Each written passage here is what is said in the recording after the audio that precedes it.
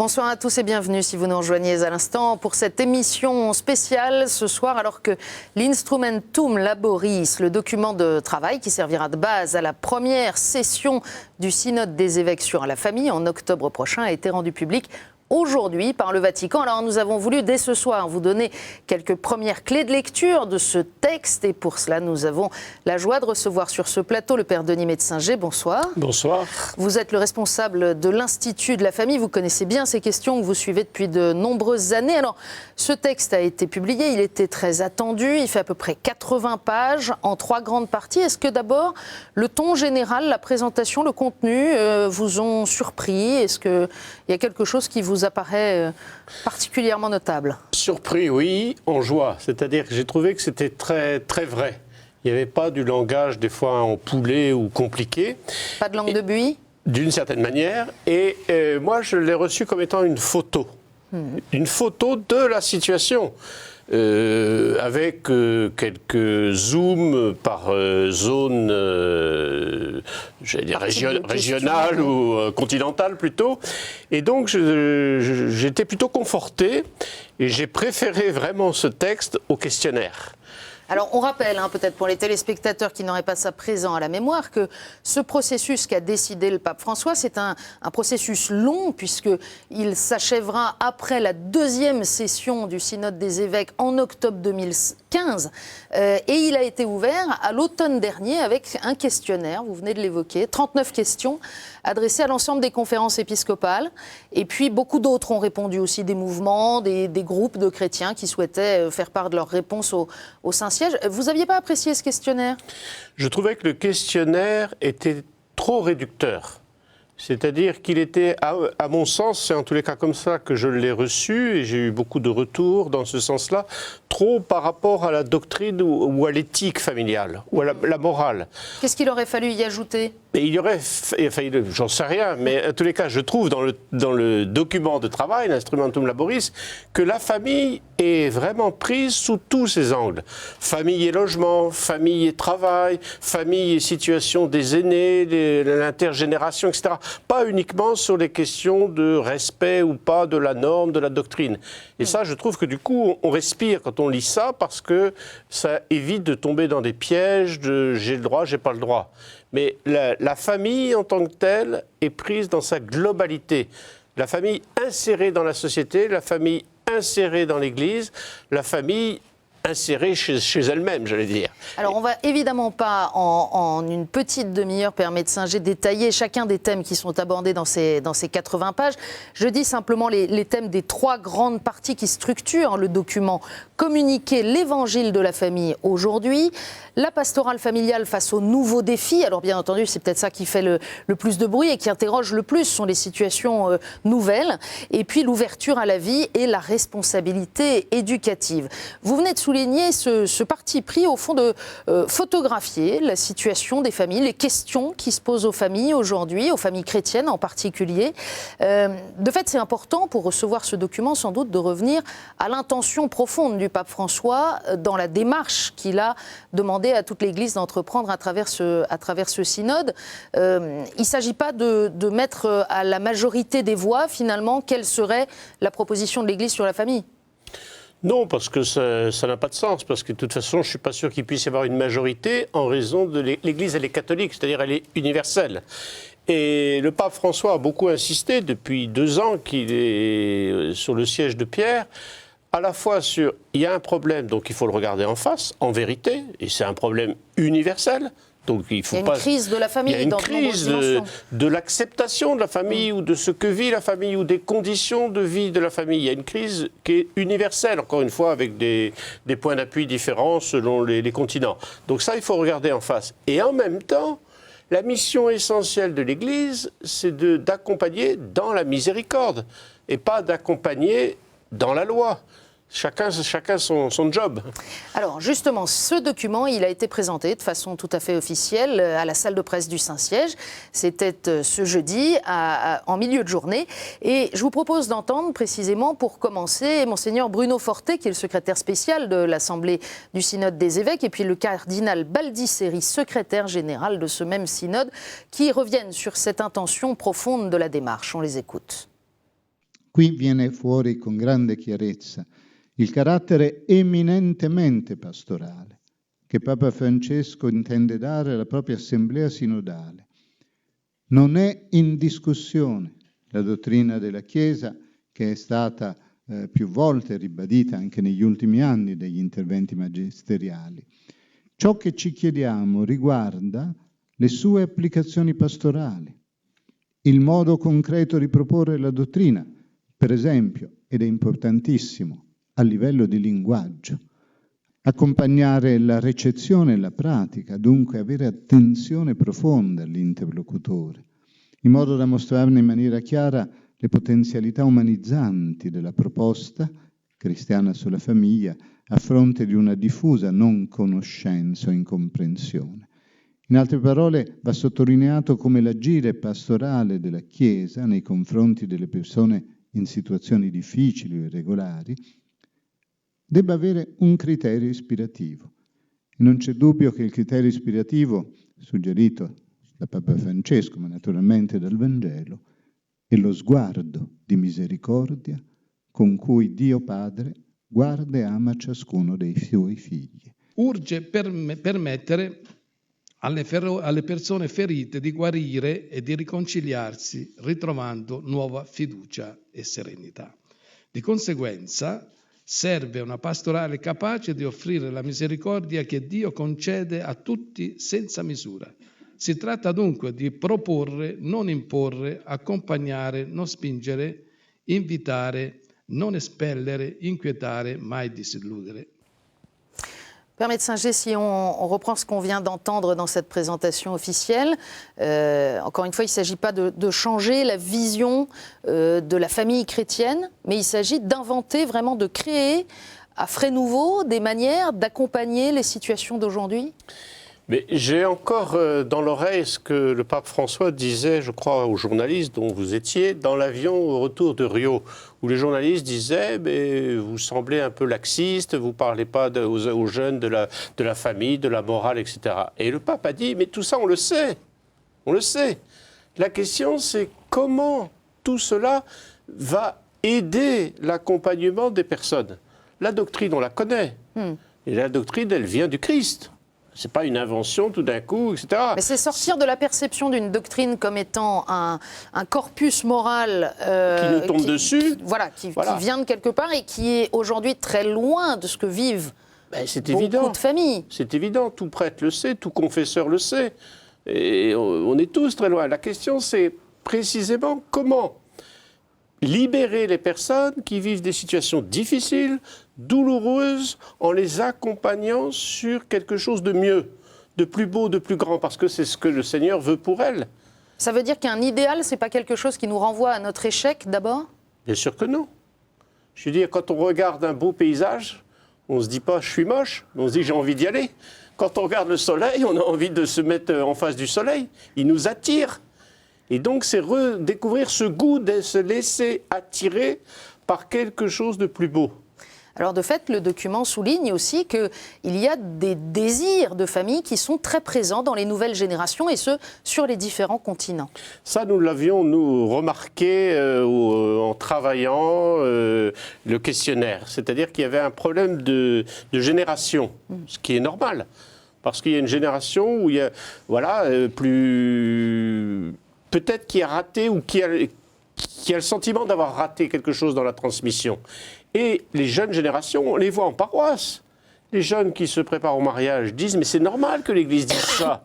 Alors la question après, c'est de les rejoindre et de dire si c'est normal, comment faire pour le vivre ? Ça, c'est une autre marche. Mais il y a un désir vraiment.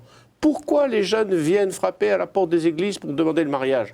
Il y a un désir, il y a une volonté. Et à nous, Église, de les aider à prendre les bons moyens. En même temps, il y en a aussi beaucoup qui ne viennent pas frapper parce que précisément, ils ont cette idée aussi que c'est beaucoup trop loin, beaucoup trop exigeant et fondé uniquement sur un ordre moral. Oui et non. Oui, c'est vrai, il y en a qui ont peur, mais les copains, les autres, le témoignage de ceux qui vivent déjà quelque chose est extrêmement important. Et ça les attire. Ah bon, toi tu fais ça ? Ah bon, tu t'es préparé au mariage à tel endroit ? Parce que la notion territoriale, pour eux, c'est pas leur souci. Et donc, ils cherchent. Et ça, c'est plein d'espérance dans une pastorale locale. Alors, il y a une vraie remise en question de la manière, précisément, de dire la proposition de l'Église, la vision de l'Église sur la famille et ce caractère libérateur que vous évoquiez, qui est aux antipodes de ce qui est reçu généralement. Vous disiez... Ce document, c'est une photographie, c'est un constat des situations, des questions qui se posent aujourd'hui aux familles. Il y a un constat qui ressort de manière majeure, c'est qu'en tout cas, l'enseignement de l'Église, il est totalement méconnu. Oui, il est méconnu parce que nous sommes à une époque où il y a une rupture de transmission. On pourrait dire aussi de l'enseignement de l'histoire, de l'enseignement de la philosophie, de l'enseignement de la morale à l'école, tout ça c'est méconnu. Donc prendre acte que la transmission ne s'est pas faite, ou qu'il y a eu en tout cas une rupture, prendre acte que la société aujourd'hui ne peut pas nous transmettre, parce que ce n'est pas sa mission, prendre acte qu'aujourd'hui, être disciple du Christ, c'est choisir le Christ. C'est pas se laisser embarquer dans un grand bain où tout serait normal. Mais ça suppose de réinventer la manière de proposer. Il y a un chapitre, par exemple, dans le document sur la loi naturelle qui ressort dans quasiment chacun des discours de l'Église sur la famille et sur l'union de l'homme et de la femme, et dont on constate bien qu'aujourd'hui, ça ne veut plus dire grand-chose aux yeux de la plupart des gens, où c'est compris tout à fait autrement. Oui, et tout à fait. Et le texte dit bien, c'est pas réinventer, mais c'est revenir à la source, c'est-à-dire à la Bible. Et donc... peut-être que de la Bible, on a tiré des données philosophiques, anthropologiques, mais peut-être qu'il faut revenir à la source, qui est la Bible, qui est la parole de Dieu, pour permettre de comprendre qu'il y a une sorte d'évidence qui apparaît. On l'entendait il y a un instant dans la bouche de Monseigneur Baldisseri, ce souhait de réfléchir à la manière de rejoindre tous ceux qui vivent aujourd'hui, et notamment tous ceux qui vivent des situations compliquées. Alors c'est évoqué, toutes ces difficultés des familles aujourd'hui dans le document. Il y a bien sûr une question qui a occupé beaucoup la préparation de ce synode, pour les Occidentaux en particulier, c'est la question des divorcés remariés et donc de leur accès au sacrement, de la manière dont l'Église les considère. On va en parler dans un instant. Avant ça, je vous propose d'écouter ce qu'en disait dans cette même conférence de presse aujourd'hui à midi le cardinal André XXIII, archevêque de Paris, qui est aussi vice-président de ce synode. Évidemment, les personnes divorcées et remariées, dont nous savons que c'est une préoccupation très forte dans la pastorale des églises particulières, principalement en Occident, parce que dans d'autres pays, ça ne se vit pas de la même façon, et qu'il ne faudrait pas que une question légitime et préoccupante pour les églises occidentales vienne occuper tout le champ d'attention de la session du synode, qui n'est pas un synode des églises occidentales fatiguées. C'est un synode de l'Église universelle, dans laquelle les églises occidentales ont une place, apportent leurs problématiques et leurs expériences, mais elles ne sont pas l'Église universelle. Alors on entend bien cette précision du cardinal XXIII sur le fait que ça ne doit pas occuper toute la place. Reste que dans notre situation, par exemple en Europe occidentale, c'est une question qui revient fréquemment pour les pasteurs sur le terrain. Il y a une attente forte de ce que ce synode permette d'avancer, d'évoluer, de faire bouger les choses. Je crois qu'il faut faire le tri entre ceux qui cherchent à faire du forcing, ceux qui voudraient donner la réponse avant même qu'il y ait la réflexion, etc. Il y a un constat douloureux pour tout le monde, douloureux pour nous prêtres, douloureux pour une communauté chrétienne, etc., de voir que ces personnes, je dirais même pas ces personnes, ces baptisés, car ce sont des baptisés, divorcés, des remariés, ne savent pas comment se situer. Ils s'extiment et parfois exclus. La communauté les exclut dans son comportement. Voilà, par le regard, et donc il y a aussi une espèce de conversion. Et cet instrument de travail dit bien qu'il faut resituer par rapport à toute la vie chrétienne. Et quand une personne est divorcée, remariée, elle reste baptisée. Donc comment son baptême, il est dit dans le texte, comment la grâce de son baptême va se déployer différemment, autrement. Et comment le fait d'être insérée dans une communauté chrétienne, elle va pouvoir bénéficier de cette insertion. Et ça, c'est peut-être quelque chose à complètement découvrir et pas être polarisé sur, comme diraient les gamins du caté, j'ai le droit de communier ou pas. Je pense que ça, c'est un mauvais débat et ça ne dit pas la réalité de ce que sont ces personnes. Elles sont baptisées, enfants de Dieu, c'est pas rien. Alors de fait, le document n'évoque pas que la question des divorcés remariés, loin s'en faut. Dans ces nouveaux défis, il y a aussi la question des femmes seules, en particulier des mères célibataires qui élèvent seules leurs enfants avec les difficultés qu'on connaît. Et puis il y a aussi des questions liées à la crise de la famille, notamment dans les sociétés occidentales. Je pense à la reconnaissance des unions de personnes du même sexe et à la question du gender qui est évoquée très directement et de manière très forte dans ce texte. Oui, le texte dit clairement que des philosophies extérieures comme le gender ou des lobbying en tout genre, quelque part déstructurent l'image et perturbent les gens. Et ne nous trompons pas, qui tombe? Les plus faibles. Les plus faibles, c'est eux qui se font tromper. Et donc la question n'est pas d'avoir un débat frontal. Il n'y a pas d'un côté quelque chose d'horrible et quelque chose de formidable. Mais la question, c'est pas la guerre des civilisations. Ça n'a aucun sens. Ça n'a aucun sens. Mais la question, c'est comment la parole de Dieu, dans la communauté chrétienne, car ce texte, il s'adresse à des chrétiens. C'est pas pour le monde.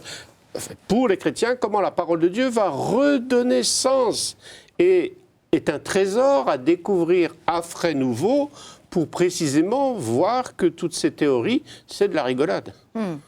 Alors revenir à la parole de Dieu, revenir au fond à la signification profonde de ce que propose l'Église aux couples et aux familles chrétiennes, c'est tout l'enjeu de cette réflexion pastorale.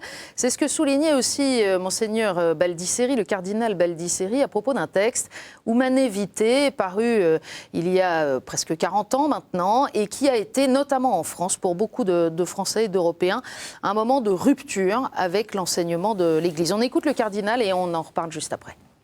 Appare comunemente condivisa la percezione poco conosciuta del documento dell'enciclica Humanae Vitae. In realtà si fa notare la necessità di presentare il positivo quadro di fondo che la sostiene, che consiste nella paternità e maternità responsabili, alla luce del quale ci si orienti a scegliere il metodo più adeguato per la regolamentazione delle nascite in accordo con la tollerabilità fisica e la reale praticabilità. C'est une manière de reconnaître qu'on a raté la façon de présenter ce texte aux communautés chrétiennes, de donner à comprendre qu'il ne s'agissait pas, là encore, d'un règlement avec des bons points et des mauvais points? J'en sais rien. C'est en tous les cas prendre acte que ce texte-là n'existe plus pour une certaine génération. Et donc il y a la génération ancienne. Mais est-ce que ça veut dire qu'il est caduc? C'est pas ce que dit l'Église. C'est pas ce que dit l'Église. Mais je veux dire, dans la perception des jeunes générations, ils ne savent même pas de quoi on parle. Ils ne savent même pas. Les parents pas plus. Et donc c'est la génération d'aujourd'hui des grands-parents qui a connu le débat de l'époque, etc., qui aujourd'hui est un débat dépassé. Et donc, il faut se ressaisir du fondement pour essayer de comprendre ce qui est du reste, j'allais dire, dans l'air du temps. C'est-à-dire un respect de la personne, une responsabilisation de l'homme, de la femme, un respect de la nature humaine. C'est, quelque part, c'est un peu nouveau. Et peut-être qu'il faut l'expliquer autrement qu'en termes « j'ai le droit, j'ai pas le droit ». Parce que c'est pas ça. Et c'est pas non plus ce que dit le texte. Et je crois qu'on bénéficie, on a cette chance de tout ce que le grand Saint Jean-Paul II nous a dit sur la théologie du corps. Et si on rajoute, on commence par Humanae Vitae, plus tout l'enseignement de Jean-Paul II, et aujourd'hui, on a les bagages. Le problème, c'est que peut-être, il ne faut pas avoir peur. faut pas avoir peur, il faut trouver les manières de dire dans un langage qui convienne aussi. Le texte insiste là-dessus. Parfois, le langage philosophique, anthropologique, très précis, très beau qu'emploie l'Église, il ne la rend pas compréhensible. Non, et puis il faut accepter, quand on apprend à un enfant à monter des escaliers, c'est marche par marche, c'est pas il faut tout de suite arriver en haut, sinon tu es bon à rien. Précisément ce que propose le pape François, si je comprends bien, c'est que pour permettre de monter l'escalier, il faut d'abord aller chercher en bas de l'escalier, c'est-à-dire rejoindre les gens là où ils sont. Évidemment, sinon je ne vois pas très bien comment on peut faire. Il faut aller les chercher, leur prendre la main et monter avec elles et accepter qu'en montant une marche, ils trébuchent. Et leur signifier qu'ils sont d'abord accueillis comme ils sont, même si ce n'est pas conforme à la règle ? Ils sont accueillis comme ils sont parce qu'ils sont baptisés, donc ils sont chez eux. Il faut qu'ils redécouvrent ça. Et donc, c'est normal, on doit les accueillir. Il n'y a pas des baptisés qui ont une petite croix en plus et d'autres qui ont une en moins. Mais ça, c'est aussi du coup une conversion de la communauté pour être capable de changer le regard, de vivre miséricordieusement, fraternellement les uns avec les autres et pas de coller les étiquettes à son voisin qu'on voit le dimanche parce qu'on sait que dans la rue ou je sais pas quoi. Alors, on revient à ce texte. Donc, il est disponible sur Internet, sur le site du Vatican. Je le précise pour ceux de nos téléspectateurs qui souhaiteraient en lire le détail. Ce texte, c'est donc un constat, une photographie, sans faux fuyant, sans faux semblant. Et en même temps, des réalités qu'on connaissait déjà. L'innovation, c'est qu'elle soit compilée et qu'il y ait les armes du Saint-Siège en tête du document. Père Médecin-G, mais vous êtes curé de paroisse. J'imagine qu'un curé de paroisse n'apprend rien de la situation des familles dans ce texte. Non, et je pense que le curé de paroisse que je suis est plutôt rassuré. Et plutôt rassuré que ces difficultés, ces interrogations ne sont pas les siennes. Mais c'est vraiment... donc ça, c'est rassurant. Et c'est aussi plein d'espérance. Parce que ça veut dire que cette situation, on peut presque le dire, avec encore une fois les particularités continentales, c'est une situation universelle. Et donc c'est rassurant de se dire que, voilà, on travaille sur le même terrain et on a le même trésor pour s'en sortir, qui est la parole de Dieu, qui est l'aide de l'Église. Et je trouve que, moi, je pensais à ça en venant à votre invitation. Ce synode extraordinaire, il va se terminer par la béatification du pape Paul VI. Et je crois bien que c'est Paul VI qui a présenté l'Église comme étant mère et enseignante. Et peut-être qu'on a besoin de retrouver une mère. Père Médecin-G, merci. Bien sûr, on va continuer à suivre tous ces sujets, puisqu'on le disait en commençant, ce processus du synode est long. On suivra bien sûr la première assemblée qui se déroulera en octobre prochain, qui donnera lieu, selon toute vraisemblance, à un deuxième Instrumentum Laboris pour préparer les travaux de la deuxième assemblée en octobre 2015. Avant cela, n'hésitez pas à vous reporter à ce texte lui-même et puis aussi aux nombreuses émissions de KTO sur les questions qui se posent aux familles aujourd'hui, que vous retrouvez, comme l'émission de ce soir, sur notre site internet www.ktotv.com. Merci à la rédaction qui a préparé cette émission. Merci à Henri de Mérindol, à l'ensemble des équipes de régie. Puis merci, Père Denis Médecin-G, d'avoir accepté pour nous de lire très vite ce texte publié aujourd'hui à midi. Bonne soirée à tous.